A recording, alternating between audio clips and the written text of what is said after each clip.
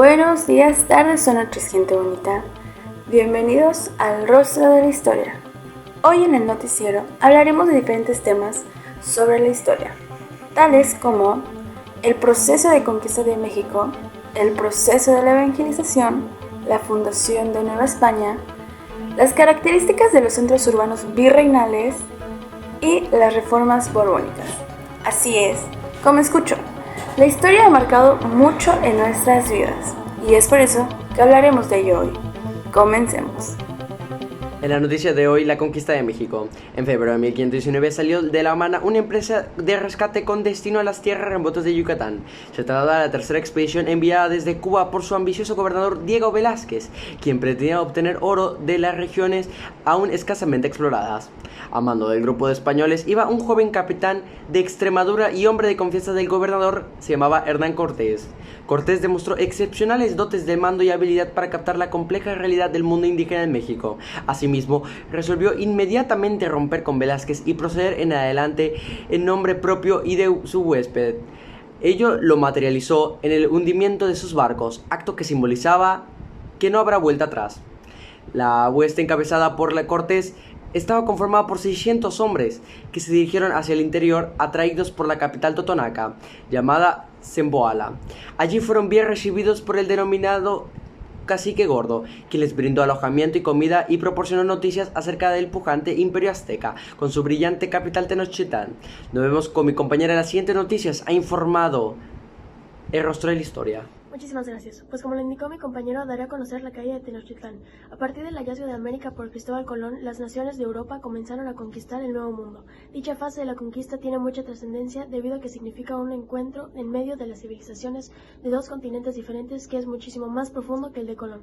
Ahora les explicaré las principales causas y consecuencias.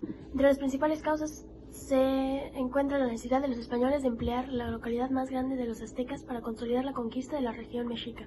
El odio de los aztecas era tan enorme que dichos pueblos prefirieron ayudar a los españoles en la conquista. También afectó el casco geográfico de la ciudad en el interior de un sistema de lagunas, facilitó el control del agua y los alimentos de parte de los sitiadores. Por último, la viruela, que se había transmitido de llegada de los españoles, produjo una epidemia entre los mexicas, ocasionando una enorme mortalidad.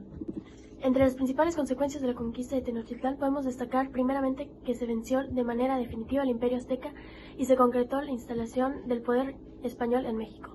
También se exterminó parte importante de la población de Tenochtitlán.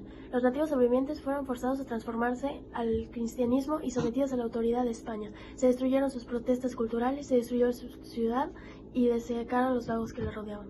Ahora, entre los personajes clave que marcaron estos sucesos estaban Hernán Cortés, Moctezuma, Cuitláhuac y Cuauhtémoc. La caída de Tenochtitlán se prolongó hasta 3 meses, pero al final el ejército español logró la conquista el día 13 de agosto de 1521 hasta el día 16 de septiembre de 1821, siendo así que duró 500 años la conquista. Los procesos ideológicos antes de la caída eran de al bando español llegó a tierras mesoamericanas motivado por conquistar las tierras para la corona, recabar oro y convertir indígenas. Todo ello acarreaba prestigio, además de cumplir con su misión evangelizadora. Y los procesos ideológicos después de la conquista son cambio de religión, cambio de régimen político y económico. En cuanto a la importancia de este suceso hacia los seres humanos, saber nuestros propios precedentes culturales y de dónde venimos nos permitirá desarrollar un profundo sentido de lo que somos realmente. Sigamos con la fundación de Nueva España.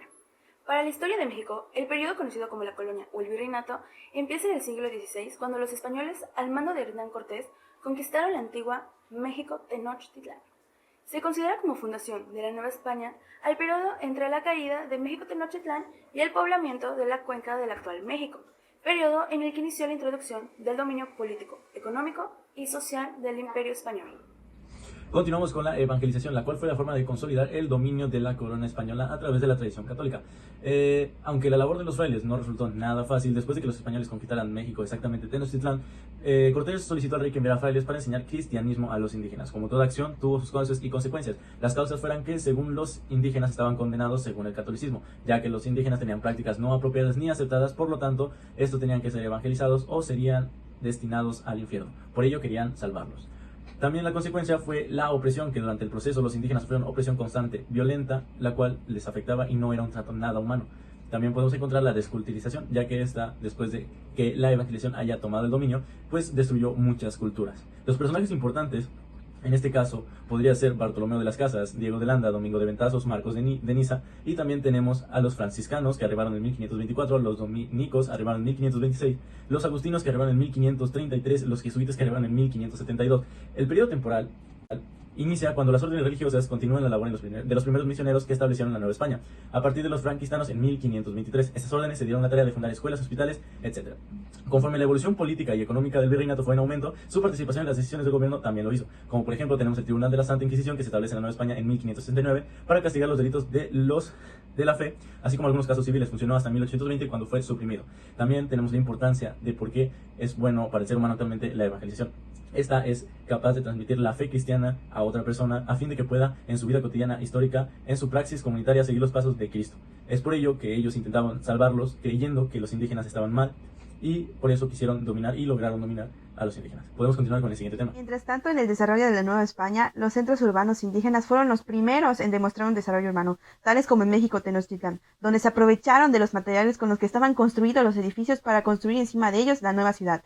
La plaza central también sirvió de eje para dividir las ciudades en varias partes hacia los 4 puntos cardinales. En cada una de estas partes se edificaba una plaza menor y su iglesia. Pasándose al comercio, en su fase inicial, el comercio entre México y España se limitó bastante a los metales preciosos, ya que los costos y tecnología de transporte hacían inviable otro comercio, y la falta de demanda en Europa de los productos americanos, por ser desconocidos en un principio o por su precio, era terrible. Posteriormente, los territorios americanos enviaron a Europa oro, plata, cobre, diamantes, alimentos como el azúcar, el cacao y tabaco, pieles de vaca y materiales, entre otras cosas. Recibían a cambio de Europa sal, vino, aceite, armas, paños, telas y artículos suntuarios. Además de lado económico, la minería en la América Española fue el motor de la economía colonial. Tanto en el Virreinato del Perú como en el de la Nueva España, las minas enlazaron todo el comercio, marcaron los circuitos comerciales, orientando la producción a los grandes centros Voy a mineros. hablarles sobre las reformas borbónicas, las cuales se crearon en 1750 y se terminaron hasta 1808. Felipe V de España fue el primero en estarlas promoviendo. Estas fueron una serie de cambios administrativos por los monarcas españoles. A partir del siglo XVIII, en el Virreinato de Nueva España, estas reformas lo que buscaban era remodelar la situación de la península y sus relaciones con las colonias. Una de las reformas fueron establecimiento del libre comercio, creación de nuevos impuestos, aduanas terrestres, y algunas consecuencias fueron mayor control y poder sobre las penínsulas y descontento de la gente. En conclusión, esperamos que hayan disfrutado de este pequeño noticiero y se hayan informado más sobre algunos temas de historia del siglo XVIII.